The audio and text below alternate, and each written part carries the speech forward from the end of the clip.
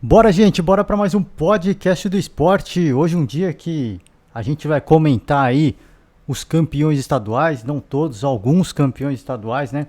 Que como sempre já fica o convite aberto. A gente não cobre todos os estaduais, mas a gente abre o convite sempre, né? Quiser que eu falo do seu estadual, do seu clube de coração, deixa o comentário aí embaixo, né? A gente vai atrás de informação e no próximo podcast a gente traz aqui para vocês, né? Tudo que a gente puder apurar, tá? Vamos começar pelo Campeonato Gaúcho. O Grêmio se sagrou campeão mais uma vez, né? A hegemonia no Campeonato Gaúcho é do Grêmio, né? É o Grêmio quinto título consecutivo, né? Conquista esse pentacampeonato dessa vez para cima do Ipiranga, 2-1. Para quem não se recorda, primeiro jogo difícil, jogo complicado, 1-0 para o Grêmio. Um golzinho marcado no final da partida, e dessa vez foi uma partida um pouco mais tranquila.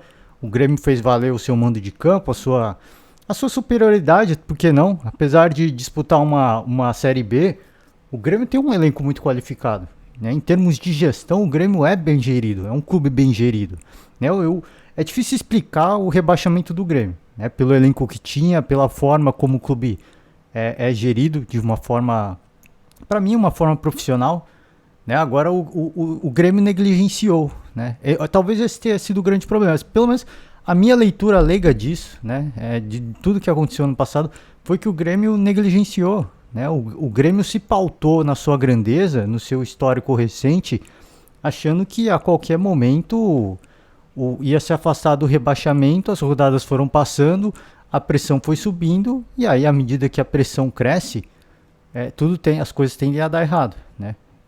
Você tem o início do campeonato, que é mais tranquilo em teoria, para fazer as coisas, para fazer o mínimo, né? Para você não ser rebaixado, como aconteceu com algumas equipes. A gente pegar por um Internacional, correu o risco. Se tivesse mais algumas rodadas, o Internacional não correu o risco, mas se tivesse mais algumas rodadas, correria risco.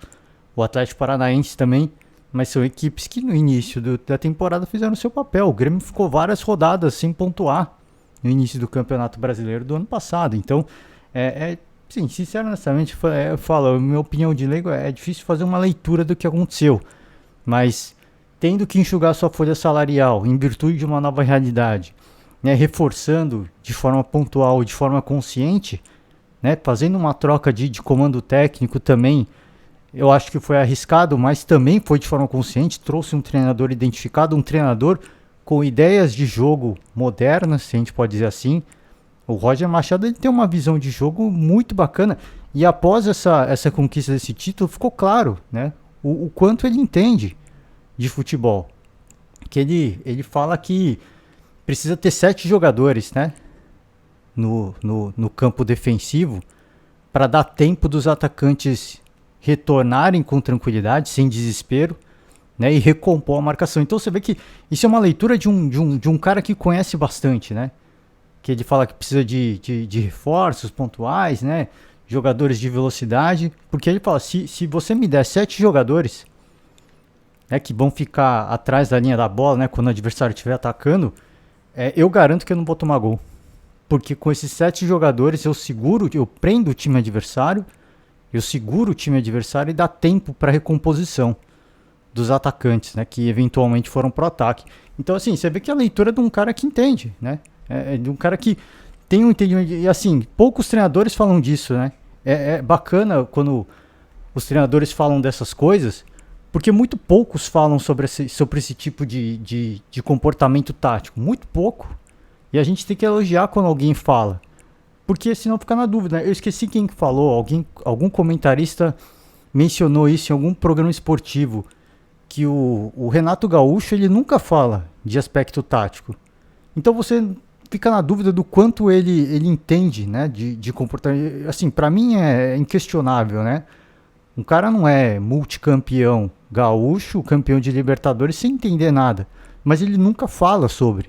Então, assim, até quanto que é difícil medir o quanto que o Renato Gaúcho precisa se reciclar em termos da visão de futebol, né, do que é o futebol moderno, do quanto ele tem que mesclar o que ele conhece do tempo de jogador, do quanto se pratica hoje. É difícil porque ele não passa essa leitura, né? Então O Roger passa essa leitura muito bacana, mostra que é o que eu falo, assim, foi uma troca de comando e ele menciona o Wagner Mancini, né? Isso que é bacana do trabalho do Mancini, que ele não poderia fazer uma quebra nesse trabalho, senão ia ser um choque de cultura muito grande e ia literalmente quebrar o time no meio, porque você faz uma mudança muito brusca. Então, e ele menciona também, né, os trabalhos mais longevos foi quando ele iniciou, ele entrou no meio de temporada, com a temporada rolando, né, e não no início, fazendo uma pré-temporada. Porque quando você chega na metade, a expectativa tá lá embaixo. E tudo que acontece depois, isso é uma visão errada, né?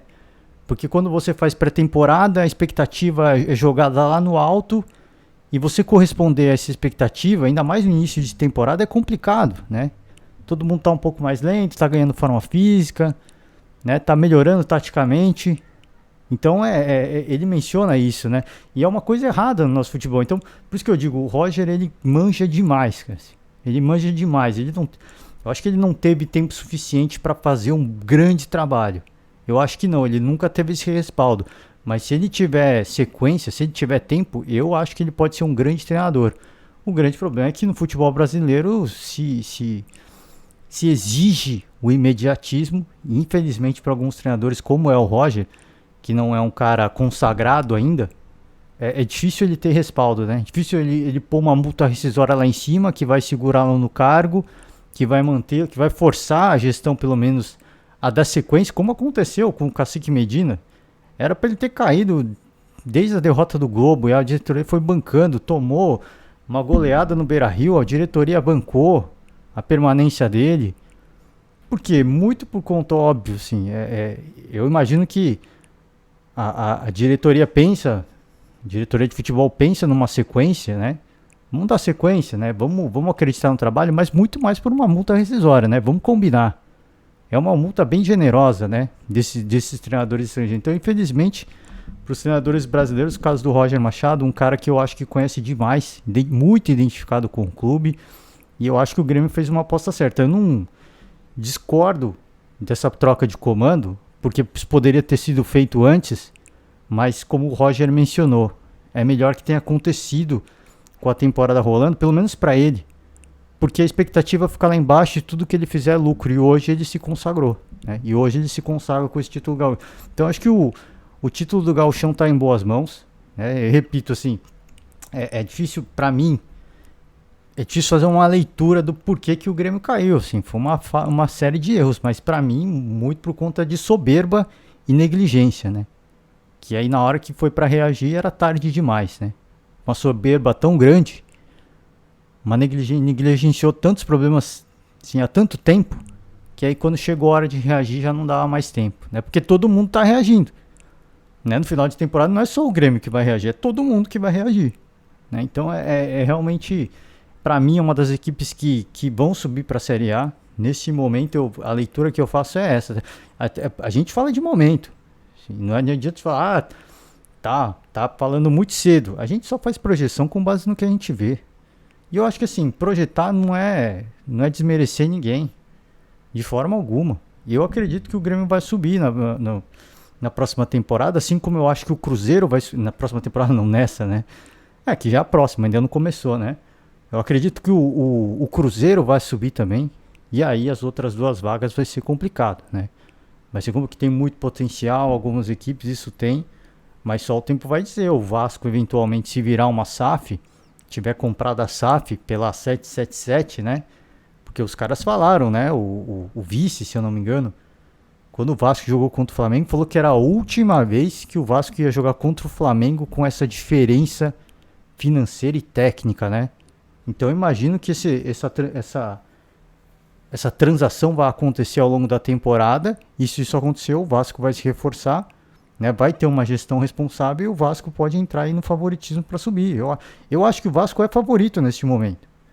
Mas aí com o tempo, a Série B exige várias outras coisas que não é só uma questão de você ter o favoritismo ou não, né? É como você vai gerir o seu futebol. Isso tem muito peso, né? E vindo uma gestão responsável, uma gestão profissional, a tendência É que as coisas que a gente vê o Cruzeiro hoje. A gente vê o Cruzeiro. Né? Já pulo, inclusive, para o Campeonato Mineiro. O Cruzeiro foi vice-campeão. Partida em que foi. Cara, assim, a partida. O placar não reflete muito o que foi a partida. Porque foi uma partida muito equilibrada, né? Foi muito equilibrada. Lógico que aí nos detalhes, o Galo é eficiente, né? O Atlético Mineiro tem jogadores para isso. Para nos detalhes aproveitar as oportunidades e pôr a bola para a rede. Mas o Cruzeiro teve chance. Né? O fato assim, o Atlético foi superior, para mim foi muito superior. Porque o placar reflete isso. Agora, assim, o Cruzeiro competiu, né? Esse que é o lance. Assim, quem imaginar em janeiro desse ano que o Cruzeiro iria competir com o Galo? Era impossível. Assim, na minha cabeça, e eu acho que na cabeça de 99% das pessoas era impossível. Ah, mas tem rivalidade dos caras, mano. Assim, era impossível o Cruzeiro competir com o Atlético Mineiro. Era impossível. Na cabeça da maioria das pessoas, imagino eu. Na minha, pelo menos, isso eu... Cara, é impossível competir. E mesmo tentando colocar, não, é clássico, pode acontecer alguma coisa. Eu falava isso, mas, cara, assim, na minha cabeça não tinha como. Era um desequilíbrio muito grande, em todos os sentidos. Aí o Cruzeiro arruma a casa, né? Aí o elenco, ele é tecnicamente inferior, mas ele é muito bem gerido e ele é muito bem treinado agora. E aí a gente vê o resultado dentro de campo. Então o Cruzeiro, o importante é que o Cruzeiro competiu. É isso que é a parada. Isso que é o legal. O clássico voltou a ter brilho. Por quê? Porque o Cruzeiro consegue competir. O placar, ele mostra quem realmente é superior. O Galo foi superior. 3-1 é ser muito superior. Porque, tá, competiu. Beleza, mas fizemos os caras suar frio. Fizemos, mas você fez gol? Não, quem fez suar frio de fato, quem fez chorar foi o Galo. Peço perdão, não estou tentando usar isso de forma ofensiva, tá? De forma alguma. Mas quem fez chorar de fato foi o Galo. Quem pôs a bola para a rede foi o Galo. 2 gols do Hulk, um do Nath Fernandes. Né? Então os caras que foram contratados nessa nova era do Galo, nessa nova fase, com muito dinheiro do Atlético Mineiro, eles estão fazendo a diferença. E eles fizeram a diferença, eles continuam fazendo a diferença. O quanto que tem do trabalho do Antônio Mohamed, aí é difícil medir, né? É complicado porque o Mohamed ele seguiu uma filosofia, uma cultura, um legado que o Cuca deixou, né? O Cuca deixou um legado de uma forma de trabalhar, né? De encontrar melhor posicionamento dos jogadores, para os jogadores do Atlético Mineiro. E o que o Turco Mohamed fez? Ele chegou, ele entendeu isso, deve ter conversado com os jogadores, era assim que a gente jogava, e ele falou, então tô fechado com vocês, tô fechado contigo. Se era assim que o Cuca trabalhava, se era assim que vocês eram eficientes, se é assim que vocês gostam de jogar, é assim que vai ser. É assim que vai. E aí a sequência tá aí, né? A sequência tá aí. Mais um título pro Atlético Mineiro. Supercopa do Brasil e agora o Campeonato Mineiro. É um dos grandes favoritos à disputa de todos os títulos dessa temporada. O Galo, o ano passado, para quem eventualmente tem a memória curta, campeão brasileiro, campeão da Copa do Brasil e foi semifinalista da Libertadores. O Galo poderia ter ganhado todos os grandes títulos da temporada passada. Foi melhor que o Palmeiras nas 2 partidas. Agora o Palmeiras fez uma leitura tática e jogou com o regulamento. O Palmeiras fez o que era necessário. E a Libertadores permite isso.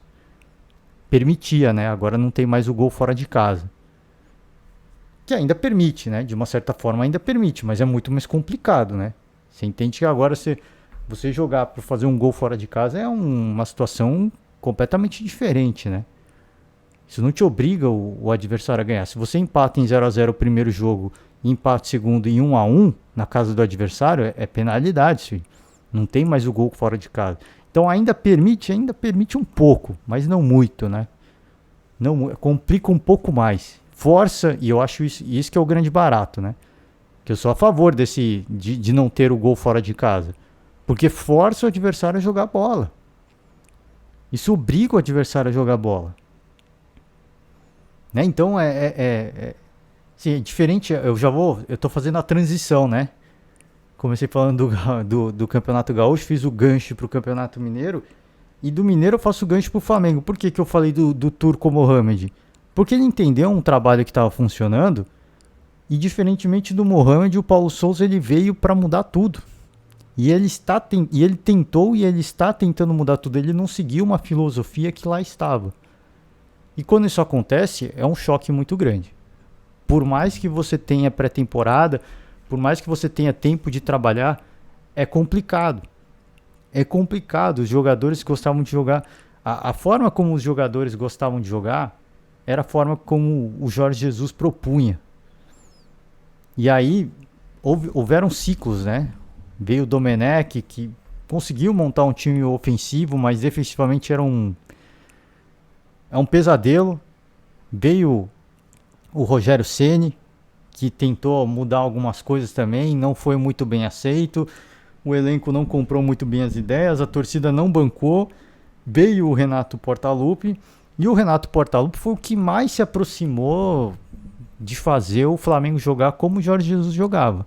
Foi o que mais se aproximou. Por quê? Porque o Renato Gaúcho tem esse perfil também, né? Ele tem o jeito dele pensar futebol, tem, mas ele também tem o jeito dele. Como é que você gosta de jogar? Qual a posição? Tudo bem, era assim? Então vamos tentar, né? Pelo menos é isso que transparece. Ele é um cara que, se o jogador estiver perdido, você está perdido, eu vou achar um lugar para você. Agora, você sabe o que você quer? Você sabe onde você rende? Então é lá que você vai jogar. Mas aí eu quero ver resultado. E o Paulo Souza veio para... E aí muita gente critica, né? Algumas, pelo menos. Ah, o Paulo Souza veio para mudar tudo. Ele devia ter seguido o que já estava acontecendo, né? Como o Mohamed fez no Galo. O Paulo Souza foi contratado para isso, gente. O Paulo Souza foi contratado pelo Flamengo para mudar tudo. Para fazer com que o Flamengo... Palmeiras, ó. Vou falar de Palmeiras no final. Para fazer com que o Flamengo superasse o fantasma do Jorge Jesus. E ele não conseguiu. E ele não vem conseguindo. E o Fluminense conseguiu desbancar o poderoso Flamengo nesse campeonato carioca, tá? Conseguiu desbancar. Acredite se quiser, assim, puxando de novo, né? Fazendo aquela puxada de janeiro, que eu fiz o exercício com o Cruzeiro, né? Em janeiro, era inimaginável que alguém pudesse bater o Flamengo. Era inimaginável. Por mais que o Fluminense tivesse se reforçado, era impossível você imaginar que alguém pudesse tirar o título carioca do Flamengo. Ainda mais da forma como foi. Ainda mais da forma como foi. Porque foi impressionante. O que o Fluminense fez nessa final, nos 2 jogos, é impressionante. Porque o Flamengo desorganizado, enfim, né? Tem todos os seus problemas, ligação da zaga pro ataque, sem criação, sem movimentação de meio campo. Mas o Flamengo agrediu muito no primeiro jogo. É bola pelo ar, é bola pelo chão, bate-rebate, tentou de tudo. Sim, não foi eficiente? Não foi. Mas o Flamengo foi superior em finalizações. O Flamengo estava mais perto do gol, até o Fluminense encontrar o gol, o primeiro gol, e aí desmonta e consegue o segundo gol. Mas até então, mesmo desordenado, mesmo perdido um pouco taticamente, pouco não, né?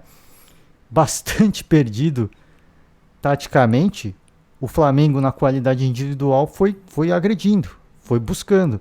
E o Fluminense foi segurando. E aí consegue 2 gols. Para esse segundo jogo, ficou aquele sinal de alerta, né?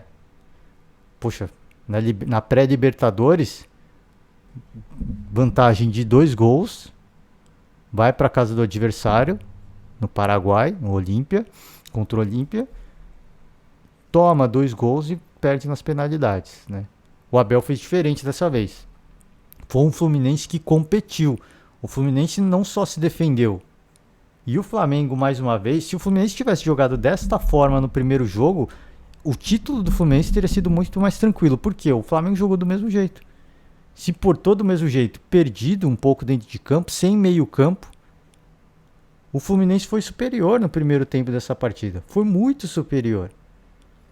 Aí o Flamengo encontra um gol com o Gabigol quando o Fluminense estava bem na partida. E aí depois o Fluminense consegue o gol do empate. Teve a chance da virada. O Cano teve a cobrança de penalidade. um pênalti do Felipe Luiz dos mais cabulosos, cara. Dos mais cabulosos. O que ele colocou. E a arbitragem foi revisar e demorou, assim. É isso que é bizarro, cara.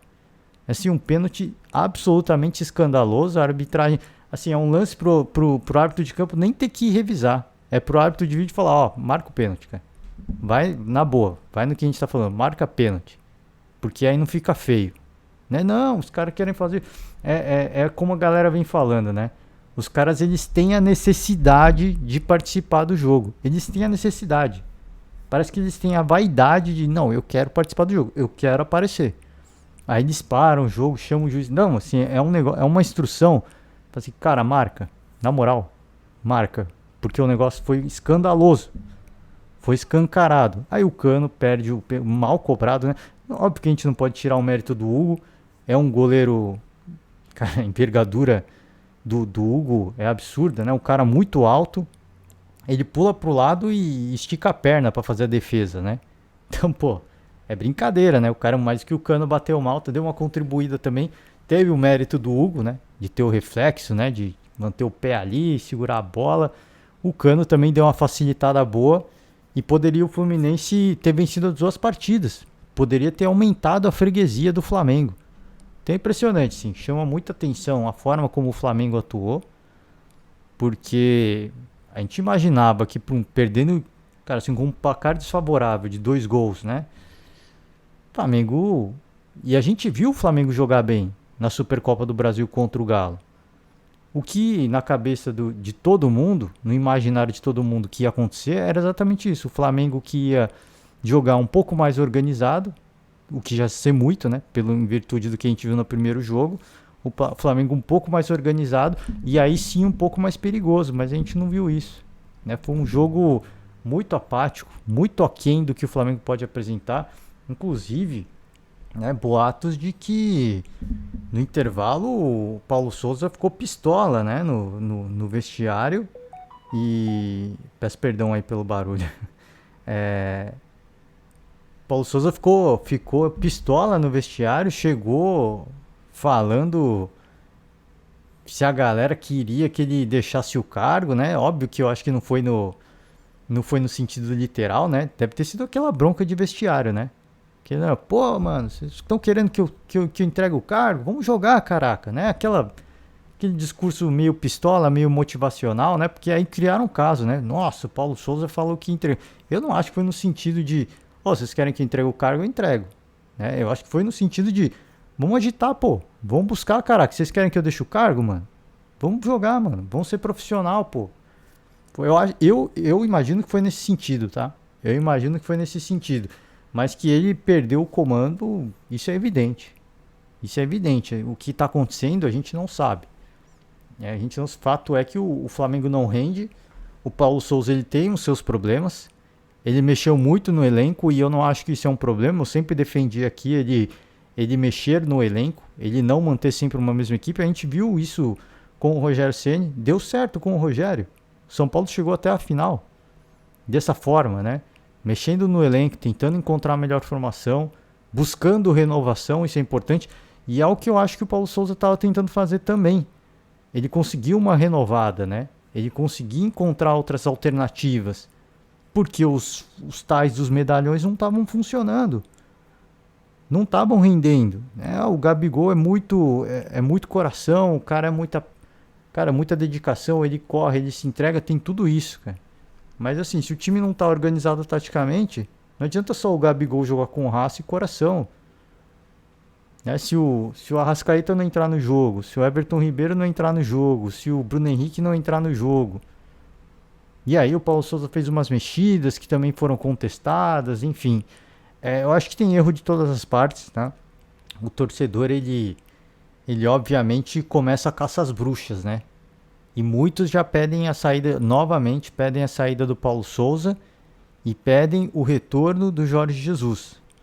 Tá? Porque o Jorge Jesus vai vir para o carnaval, né? Vai vir passar o carnaval no Brasil, vai ser daqui a pouco, né? Período da Páscoa. Diz que o Jorge Jesus vai vir com a família aqui, curtir o carnaval e já se fala, né, no retorno, torcedor pedindo o retorno do Jorge Jesus. Eu acho isso totalmente maléfico, cara. Assim, eu acho que isso é de uma... não quero usar o termo ofensivo aqui, mas o torcedor, ele é passional, óbvio, mas, cara, assim, eu acho que isso é de uma... como é que é o termo que eu posso usar aqui pra ficar um pouco mais elegante, pra ser um pouco mais educado? Não sei, cara, assim, é de uma ignorância que eu não... Pra mim, não me cabe, sabe? A diretoria tem que enquadrar o elenco. A diretoria tem esse dever, porque o elenco não está entregando. As ideias de jogo do Paulo Souza não estão funcionando também. Aí eu acho que cabe a humildade do treinador de reconhecer. Agora sim, o Mohamed no Atlético, ele seguiu com algo que funcionava. No Flamengo não existia algo que funcionava, até porque o Renato Gaúcho foi mandado embora por isso. Não havia algo que funcionava. O Paulo Souza foi contratado para mudar isso, para quebrar essa escrita e trazer um conceito de jogo diferente. Sim, eu tenho essas ideias. Vocês querem que eu mude? Essas ideias que eu tenho, é isso que vocês querem? É isso que eu vou trazer. Só que leva tempo, né? Ah, mas já passou, teve pré-temporada, pô, já teve mais tempo, mais do que suficiente. E o que aparenta é que a equipe está evoluindo taticamente. A equipe está desaprendendo a jogar bola taticamente, tá? Taticamente.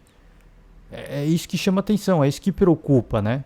O quanto que os jogadores estão pesando nisso, né? Eu acho que cabe agora a diretoria ela ser profissional, chamar todo mundo e falar, olha, isso aqui é Flamengo, cara. Você gostando ou não, isso aqui é Flamengo. Isso aqui é maior que todo mundo. Cabe isso, né? O Flamengo pecou numas renovações também, né? Apostando nos heróis do passado, de 2019 e tudo mais, idolatria, identificação, tudo isso. Só que ao Flamengo faltou o que o Palmeiras fez, né? O Palmeiras ele foi muito criticado quando não renovaram com o Felipe Melo, quando não renovaram com o Jailson, quando não renovaram com o Luiz Adriano, com o William Bigode. O Palmeiras foi muito criticado. E olha o que está acontecendo hoje. Ninguém fala disso mais. Os caras hoje dão parabéns. Os caras hoje, alguns flamenguistas estão falando, o Flamengo, a gestão flamenguista tinha que ter tido a coragem que a gestão palmeirense fez de se livrar de alguns ídolos que eles entenderam que já não cabia mais. Tudo bem, é história, você foi vencedor, legal, você é ídolo, você está para sempre na história do clube. Agora a vida segue. Agora a gente precisa voltar à elite. E para a gente voltar para esse patamar, esse tal desse outro patamar, a gente vai ter que renovar. Sinto muito, né? Faz parte, sim. Isso é a questão esportiva. Existe a idolatria. Tudo isso é legal. O Felipe Melo vai ser sempre um ídolo para o torcedor palmeirense. Vai ser sempre um ídolo. Você pode escrever aí Campeonato Brasileiro. Se acontecer um Palmeiras e Fluminense no Allianz Parque, o Felipe Melo vai ser reverenciado pelo torcedor. A menos que ele faça um gol e saia disparando para tudo quanto é lado, né? Mas ele vai ser idolatrado. Assim como o Jailson, assim como o William Bigode. O Daverson, que vai sair, né? Existem boatos de que ele pode ir para o América. Então a idolatria ela vai permanecer. Né? E um discurso que o Felipe Melo fez após o jogo, ele provocou, óbvio, né? E falou que o Flamengo agora tem 2 vice para ele, né? Que não existe rivalidade, né? Que rivalidade? Um vice na Libertadores, um vice no Carioca. Mas aí depois ele fez o social, né? Falou que tem muito respeito pelo Flamengo, foi onde ele foi revelado, né? Um grande respeito pelo clube. E isso é bacana, assim. Ele é um personagem, né? Tem o lance folclórico, mas tem o lance do cara que entende futebol, que entende as raízes dele. Final do jogo, uma confusão. O Fred entra pro jogo para incendiar, né? Assim, é triste porque assim, um cara com a carreira que ele teve hoje se tornar esse personagem para entrar no jogo, sabe, só para inflamar a partida, consumir tempo, né, e tentar garantir o resultado. Assim, eu acho desnecessário. Eu acho que o Fred é muito mais do que isso, né? Mas ele cumpriu seu papel, ele entrou e quando ele foi entrar, já muita gente falou, ó, ele vai entrar para causar um tumulto e não deu outra, né? Bate-boca ali com o Bruno Henrique, os dois foram expulsos. Aí o Fred não queria sair de campo de novo. O Bruno Henrique ficou lá fora do campo esperando o Fred sair, mano. Aí os caras peitaram um outro de novo, deu confusão. E acreditem se quiser, o Felipe Melo entrou no meio para separar a treta, né? Você vê o momento do Felipe Melo, é impressionante, né? O cara é um personagem, é assim, ó, cara, assim, eu fico triste pelo Fred, mas, cara, ele cumpriu o papel dele, né? Ele entrou justamente para consumir tempo e quando a partida retornou, já logo foi encerrada, né?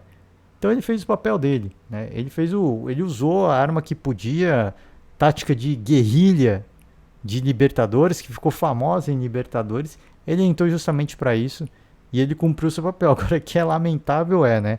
Isso a gente não pode deixar de destacar. Mas cara, assim, um grande campanha do Fluminense. Não dá para deixar da gente destacar esse trabalho que foi feito, né? Ainda mais essa recuperação psicológica, mental, depois de uma eliminação sofrida, né? Um golpe que foi ser eliminado na pré-Libertadores, da forma como foi, se recuperar, se classificar para a final, sofrido, chorado, né? Gol na prorrogação para cima do Botafogo. E aí 2 partidas onde você taticamente é superior ao seu adversário dentro da leitura de jogo. Acho que o Fluminense está de parabéns, fez um grande papel e para o Flamengo muitas coisas a serem repensadas, né?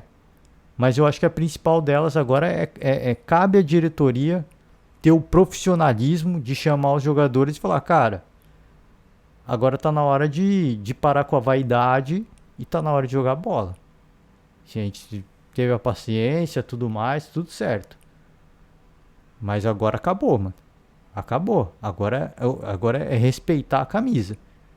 É respeitar esse escudo aqui, ó. Esse é o seu ganha-pão. É para esse torcedor que vocês estão devendo. É para essa diretoria que se esforça para pagar tudo em dia, para manter esse elenco ultra qualificado. As pessoas ainda falam que o Flamengo tem o melhor elenco do Brasil. E isso é verdade. Né? E os caras têm que mostrar isso. Ó. Os caras falam que a gente tem o melhor elenco do Brasil. Então a gente tem que jogar o melhor futebol do Brasil. Como é que a gente vai jogar? Aí vocês precisam comprar a ideia do Paulo Souza. Ah, não gosto. Não, não tem que gostar. Agora é hora de acabar com a vaidade e tem que jogar bola agora. Agora tem que dar o resultado dentro de campo, né? Resultado esportivo. Né? Então acho que vai faltar. Aí cabe também diretoria, jogadores, comissão técnica também. De entender que algumas coisas não estão funcionando, conversar com os jogadores e falar, agora a gente precisa ser imediatista. É assim que vocês gostam de jogar? Então é assim que a gente vai jogar agora. Fui contratado para fazer uma coisa, não deu. Então vamos voltar, dar alguns passos para trás, entender como é que todo mundo joga e a gente vai refazer esse projeto. Mas aí obviamente vai caber uma humildade de todo mundo. Né? Não só dos jogadores, mas da comissão técnica também, que eu acho difícil, porque o Paulo Souza foi para lá para mudar, né? E aí a diretoria pede, Paulo, dá aquele passo para trás? Ele falou, não. Ele pode falar, não, eu fui contratado para mudar, não foi para isso que eles me chamaram? É isso que eu acredito, é isso que eu vou fazer, e eu vou lutar até o fim para defender o que eu acredito. Pode acontecer isso, aí é triste, porque assim, cabe uma humildade da parte dele de entender e de reconhecer que não está dando certo o que ele está propondo. E os jogadores têm que jogar felizes também para tirar o melhor, né? Para entregar o melhor. Não adianta ter só um jogador que sempre vai ter raça, que vai para as divididas, que é incansável, que chuta, que busca, que é o Gabigol. Não adianta ter só um. Tem que estar todo mundo feliz. O Gabigol pode nem estar feliz, mas que ele está deixando dentro de campo, ele está tentando entregar. Agora, só ele não vai rolar, né? Só ele não vai. Ninguém volta para receber a bola. O Davi Luiz é o armador da equipe, cara. Então, assim, chama muita atenção. E esse placar dessa decisão carioca deve ter animado. Porque aconteceu no sábado isso, né? Tô falando dos jogos de sábado. Deve ter animado muito o torcedor tricolor paulista, né? Porque o tricolor carioca comemorou e o tricolor paulista venceu, ó, diferença de 2 gols. Os caras foram lá, não jogaram bem de novo, a partida terminou em 1-1. O torcedor do São Paulo deve ter ficado eufórico, né? O torcedor são paulino, dentro daquele folclore, daquela mística, daquela confiança, deve ter ficado em êxtase. Teve treino aberto antes do jogo, o torcedor compareceu, foi bonito pra caraca. O Rogério Ceni falou depois desse treino, né, o quanto é importante esse apoio da torcida e, inclusive, eu acho que acredito eu, muitos torcedores rubro-negros devem ter assistido essa partida para torcer contra o Palmeiras, né? Que eu acho que vale também, vale, né? Assim, pô, a gente perdeu o Fluminense. Então agora a única satisfação que a gente pode ter nesse final de semana é ver o Palmeiras perder. E é isso, tá tudo certo. O Galo já ganhou, então a gente vai torcer contra o Palmeiras. Vamos ver se dá. E aí não deu, né?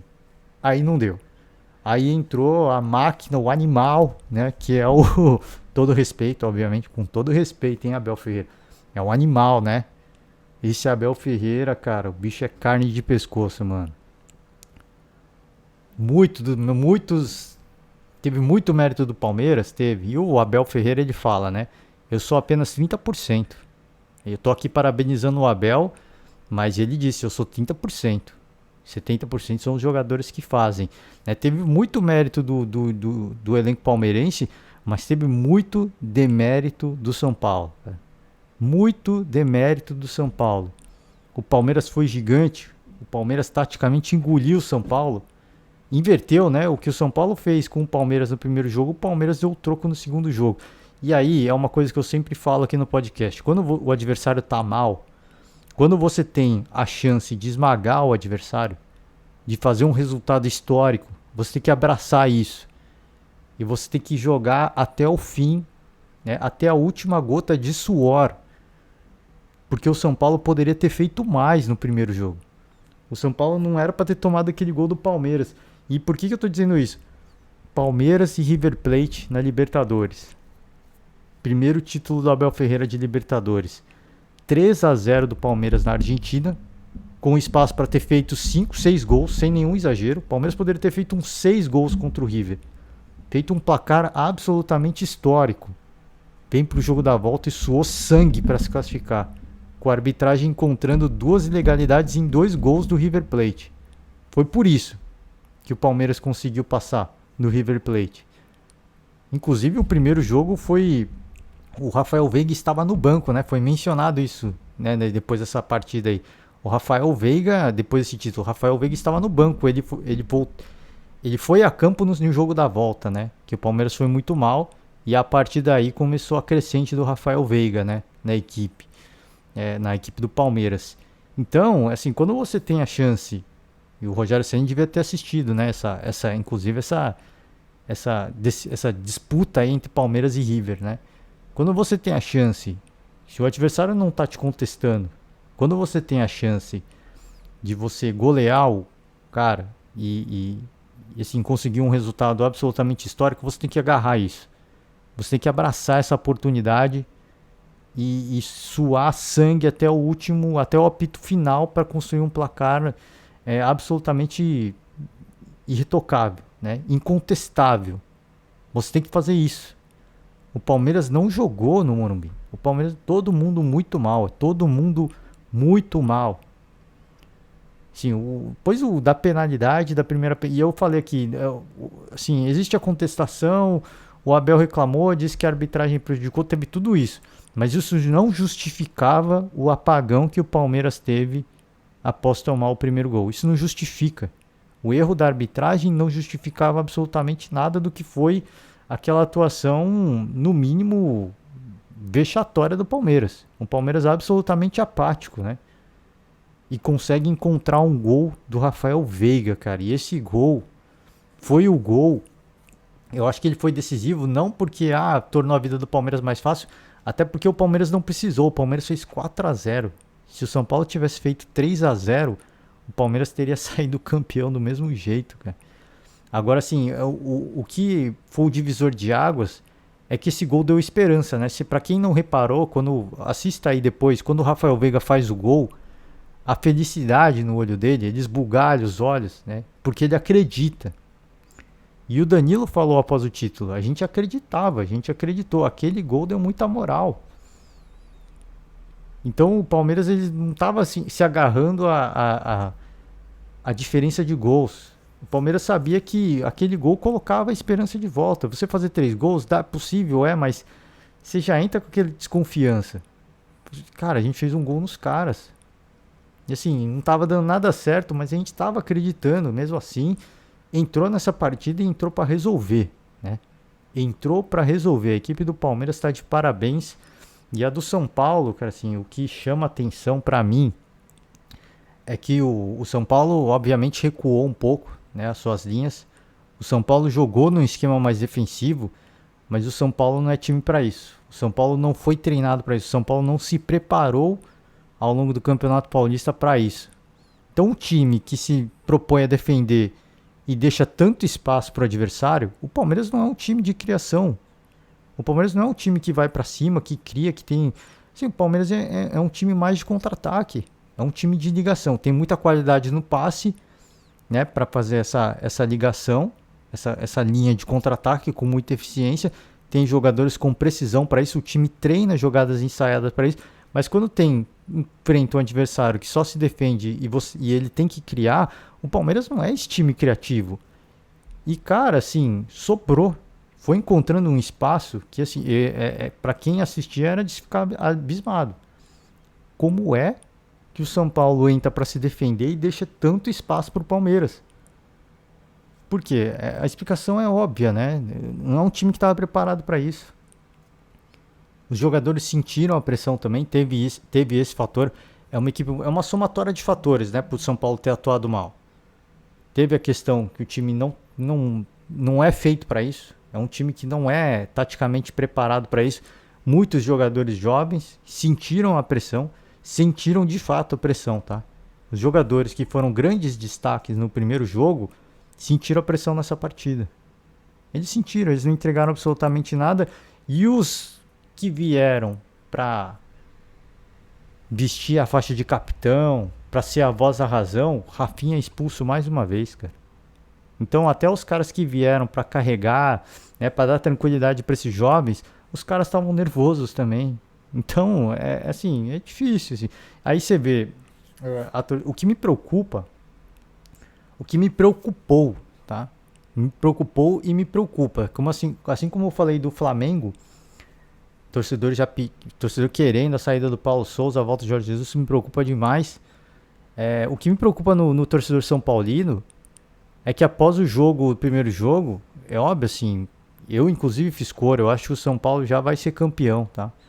Porque o São Paulo não é um time que toma muitos gols e o Palmeiras não é time de fazer muito gol. Teve umas goleadas, o São Paulo tomou bastante gols também, e contra o Bragantino, né? Mas isso lá no começo do campeonato, quando o Rogério ainda estava acertando o time. Mas você vê, né? O Palmeiras também tinha tomado o quê? 4 gols ao longo do Campeonato Paulista e tomou 3 do São Paulo, né? Por que o São Paulo não haveria de tomar 3 gols também do Palmeiras? E aconteceram 4, né? Então você vê que o futebol às vezes não tem lógica, né? A gente obviamente se baseia numa sequência. Mas o que a gente tinha que ter avaliado é isso também, né? O Palmeiras, a melhor defesa do campeonato, toma em um jogo 3 gols. Por que o São Paulo não pode tomar 3 gols também, né? Muitos não fizeram essa leitura, e eu inclusive também não fiz essa leitura, né? Mas o que me preocupa do torcedor São Paulino cara, assim, é só você procurar no YouTube a reação dos torcedores São Paulinos. Assim, é assustador, cara. É assustador. Porque o ano do São Paulo se iniciou como um ano para não ganhar nada. Para ser um ano difícil, para ser um ano para brigar por, enfim, uma Sul-Americana, não sei, mas para brigar para não cair. Quando houve a perspectiva de título, a gente falava que calma, né? O torcedor São Paulino, o título está praticamente assegurado, existe essa perspectiva mais calma, né? Calma, e não foi só eu, foi, cara, praticamente todo mundo. O Rogério Ceni acertou o time, acertou. O título pode acontecer, ele está muito perto, mas calma, né? Calma, porque o São Paulo ainda tem muito pela frente. E o torcedor se iludiu de novo, né?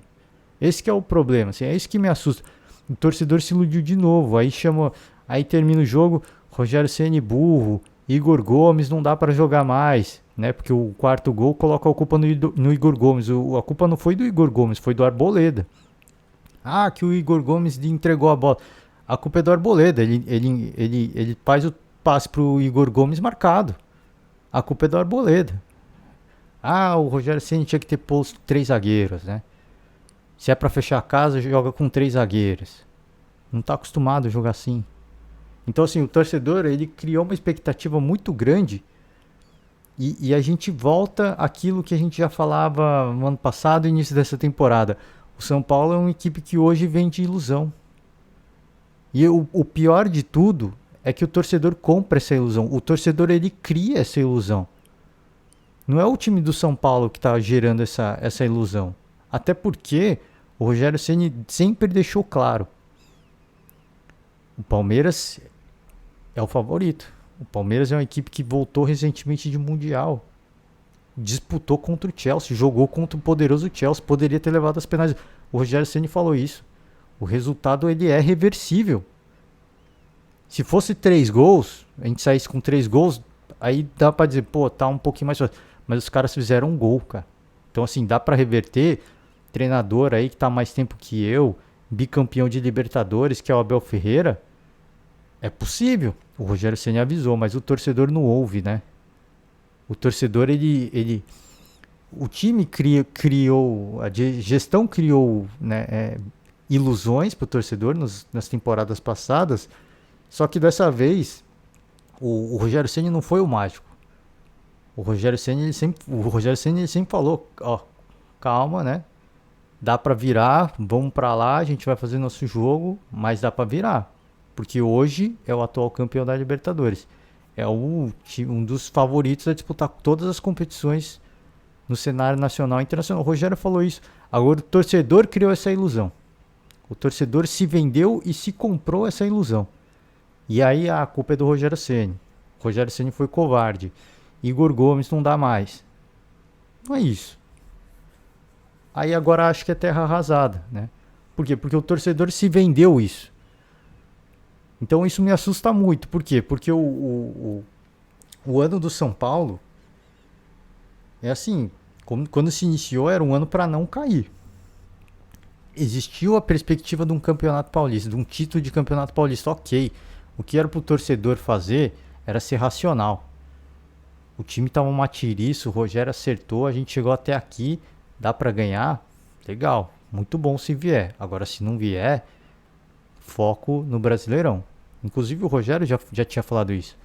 O meu foco é o Brasileirão. É uma classificação para Libertadores.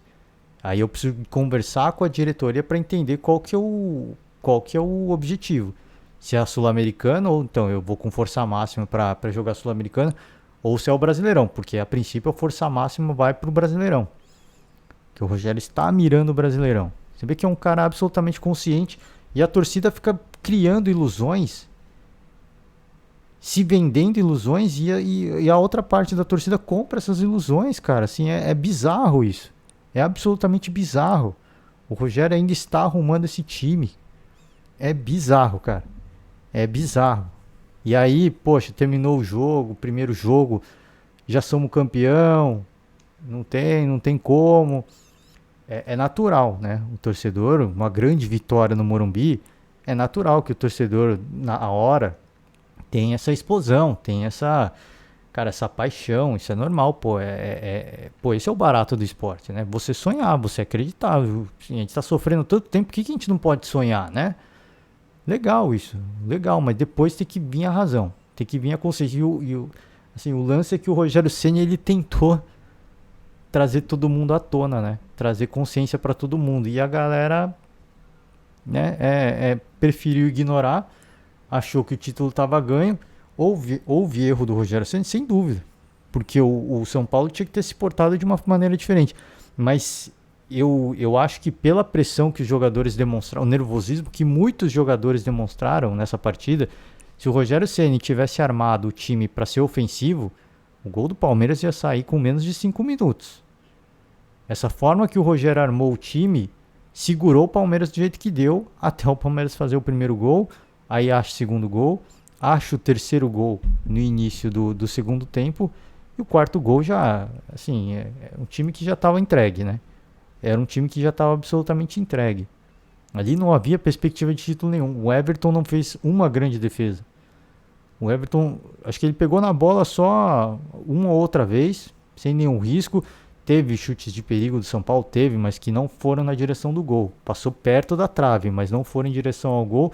Teve um voleio muito bonito do Caleri, mas assim, nada, nada. Assim, o gol do Palmeiras ficou absolutamente tranquilo. Absolutamente tranquilo. O São Paulo não chegou perto de fazer um gol no Palmeiras. São Paulo não chegou perto de fazer um gol no Palmeiras. Então, assim, mostra que é um time que sentiu muito, assim, da noite, de um jogo pro outro, o time não desaprende a jogar. E o Rogério não muda tudo assim, ah, não, agora a gente vai mudar tudo, a gente vai jogar, a gente vai jogar só na defesa. Não. Ele, e eu imaginei, o Rogério vai jogar pra cima. Ele não vai mudar o jeito de jogar. Ele construiu uma vantagem boa, pra que ele vai fazer isso? Ele engoliu o Palmeiras jogando dessa forma. Eu acho que ele entrou pra jogar dessa forma. Mas a partir do momento em que os jogadores entraram em campo, já ficou evidente, né, que os caras sentiram o nervosismo, a pressão de disputar a final, até pela pouca idade. Os jogadores mais experientes que deveriam colocar equilíbrio nos jogadores mais jovens também se perderam mentalmente e o resultado está aí. O resultado é histórico, é uma virada absolutamente histórica. Eu acho que o Abel mencionou, né, se eu não me engano, nunca houve uma reversão de resultado com esse placar. Talvez na história do Palestra Itália, né? Antigo Palestra Itália. Palmeiras se chamava Palestra Itália. Teve algo semelhante. Sinceramente, eu não sei se foi um placar tão elástico, mas esse foi absolutamente histórico, né? O Palmeiras nunca tinha conseguido reverter um placar tão desfavorável. 3-1, né? O Palmeiras não tinha ainda não havia conseguido. E conseguiu, com o Abel Ferreira, primeira virada também do Abel Ferreira, né?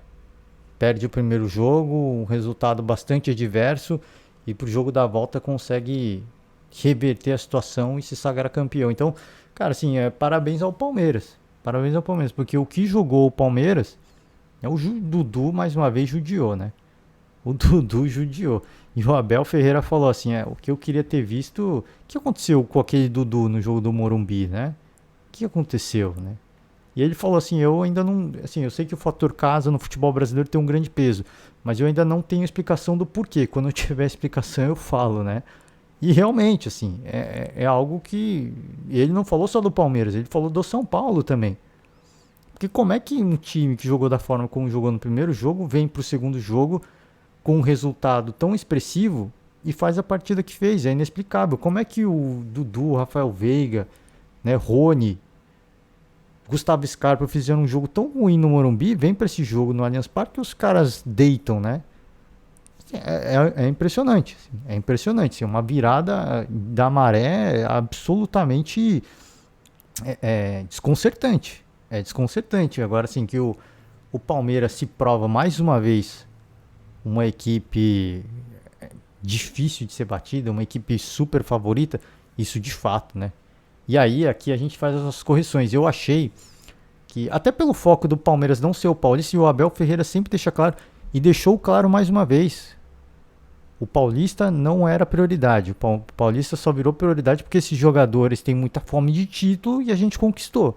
Mas o Palmeiras não foi a prioridade. Nunca foi a prioridade dessa temporada. A prioridade era o Mundial e a Recopa. O Abel Ferreira falou isso, né? E até por esse motivo eu falei, cara, eu acho que o São Paulo vai ser campeão, né? Porque o São Paulo vale muito mais. É o título possível para o São Paulo para essa temporada, né?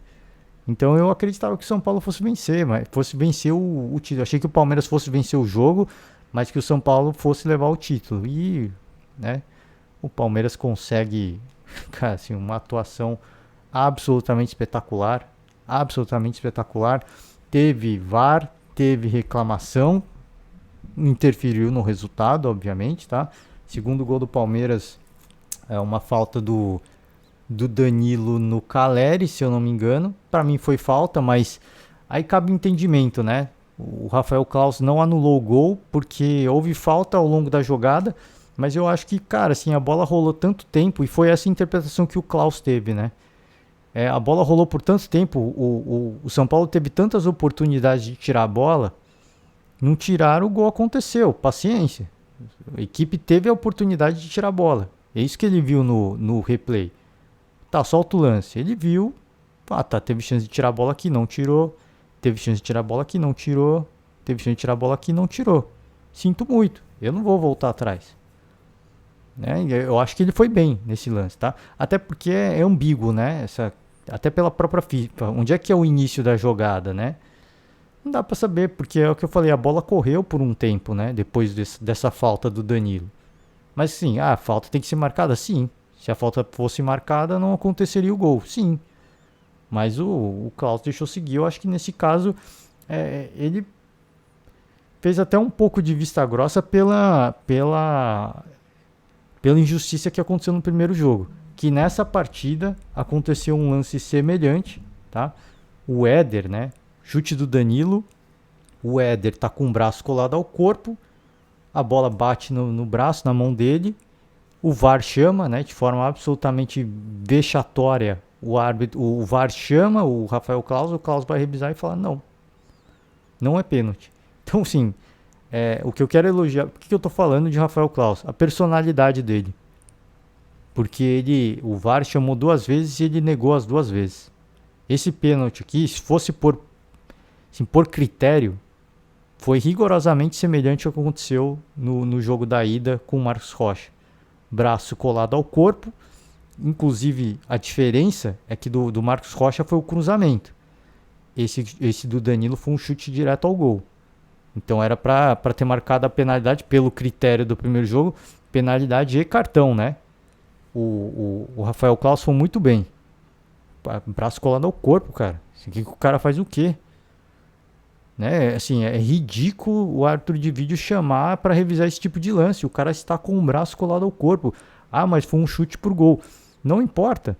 O cara não ganhou vantagem. Ele está com o braço colado ao corpo. Agora vocês vão querer o quê? Que coloque os jogadores joguem com uma camisa de força, só se for. Coloca a camisa de força, o cara vai ficar sempre com o braço na mesma posição, todo mundo, né? E aí não tem interpretação, né? Bateu no corpo. Acho que é isso que os caras querem, né? Cara, assim, é bizarro, mas assim, por critério, esse pênalti deveria ter sido marcado, porque foi foi o que aconteceu rigorosamente no primeiro jogo. Mas eu acho que o Klaus foi muito bem e nenhum dos lances acho que comprometeu a partida, tá? Assim como eu acho que não comprometeu o primeiro jogo. Não comprometeu. Assim, pode ter sido injustiçado? Pode. Palmeiras pode ter sido injustiçado, mas não ia mudar o final do jogo, que era a vitória São Paulina. Assim como essa partida aqui não ia mudar nada, né? O resultado final ia ser o título do Palmeiras do mesmo jeito. Porque o Palmeiras foi muito superior. O São Paulo não jogou.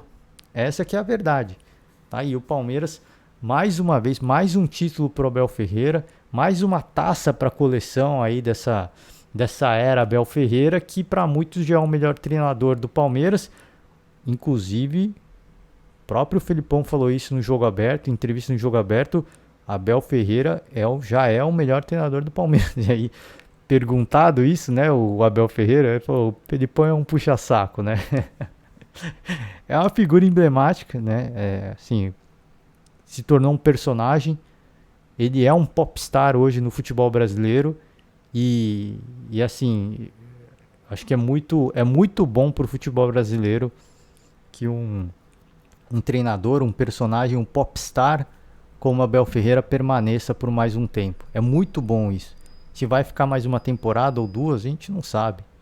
Se vai ficar até o meio dessa temporada, a gente também não sabe. Mas é muito bom ter um cara desse no nosso futebol. É muito bom. Porque ele tem os erros dele. E ele fala: eu tenho os meus erros.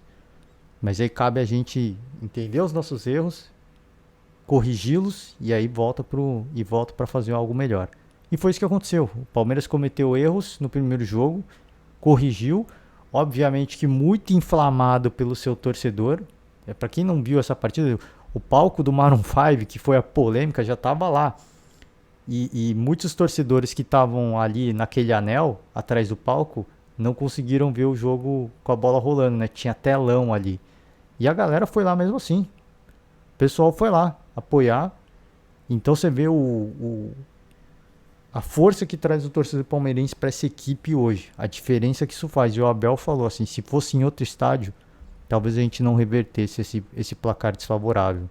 E realmente, né, jogar no Allianz Parque faz muita diferença para o Palmeiras hoje. Faz muita diferença. O Palmeiras é um time muito forte. Essa virada com esse placar adverso mostra que é um time muito forte, muito preparado. E foi falado, tá? Abel Ferreira, já aí de novo, eu vou pegando os discursos, né? Não me falem de camisa nova. O Palmeiras não precisa. O Palmeiras não precisa de camisa nova. A gente fala, obviamente, para que o Abel tenha opções táticas, né? É sempre bom ter opções táticas, mas ele não tá preocupado com isso. O Palmeiras, assim, o camisa nova faz 4 gols, tem espaço para fazer 5, 6 até.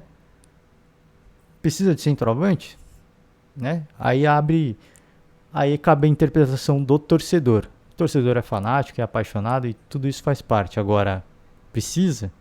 Realmente precisa? Eu acho que não, né? E o Abel Ferreira encontra soluções para isso.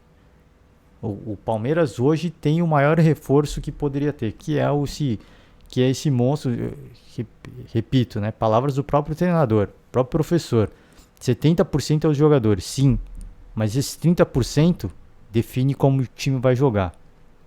Os 70% é a aplicação dos jogadores. E o cara ter a leitura de jogo, de mudar, de fazer mudanças, corrigir, coloca um Palmeiras ofensivo. Isso de certa forma surpreendeu. O Palmeiras foi ofensivo o jogo inteiro. O Palmeiras foi intenso os 90 minutos. Isso não é comum. Isso não é comum. São Paulo não tinha tempo para respirar. Essa foi a ideia do Palmeiras. Se a gente diminuir a intensidade e der tempo para os caras pensar, os caras voltam pro jogo. Então, mano, não tem espaço. Na volta pro segundo tempo, que foi o tempo que o São Paulo teve para digerir alguma coisa, o Palmeiras vai lá e encaixa o terceiro gol. Numa jogada desconcertante do Dudu. Então, essa foi a ideia, né? Uma das ideias. O time tá batido, o time tá sentindo, caso de cima do São Paulo. Se a gente der tempo pros caras respirar, eles vão começar a aprontar. Então a gente não pode dar esse tempo. Ah, estamos cansados? Não importa. Aqui tá valendo o título, né? E o Palmeiras foi lá e com a aplicação tática, mais uma vez, esses jogadores provaram que estão aí, continuam no hall dos grandes favoritos a disputar qualquer competição essa temporada, né? É mais um título, né? Recopa, agora Campeonato Paulista, e o Palmeiras segue for. No mata-mata é um time enjoado, hein? É um time enjoado. Campeonato, Copa Sul-Americana e Copa do Brasil é o time hoje para mim a ser batido, é o time do Palmeiras. Em campeonatos de mata-mata, o time do Palmeiras hoje é o time a ser batido, tá? Com isso, vou finalizar o podcast de hoje. A gente já se delongou aqui. Vamos tentar só pegar alguns outros resultados, tá?